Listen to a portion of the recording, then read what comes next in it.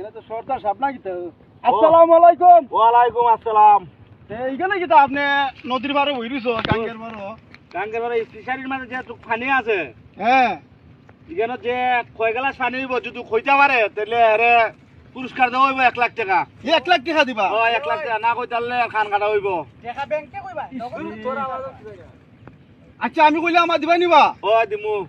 আচ্ছা এখানে 500 গ্লাস পানিব। না মে হইছে না তোমার খান কাটা যাইব বউ। আমার টাকাটি দিয়েছে লই তো। এখানে মাদ্রাসা সাহেব কিতাবে। আসসালামু আলাইকুম মাদ্রাসা সাহেব। ওয়ালাইকুম আসসালাম।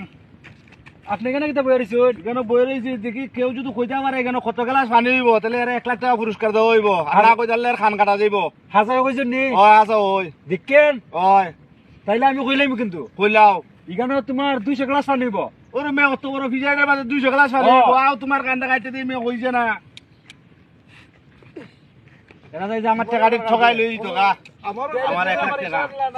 আরে দাদা সাহেব কিতা এরা এখানে বয়া কিতা এরা না কইছিলাম আমি কেন কত গ্লাস পানি হইব কইতারলে এরা 1 লাখ টাকা দিমু। এরা যাই যে ঠকাই লই তো গা।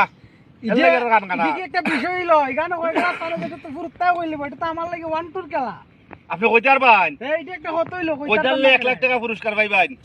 টাকাটা দেলাইবেন তো ও একেবারে ব্যাংকে দিলাইমু। ইয়ে ফাইলিব না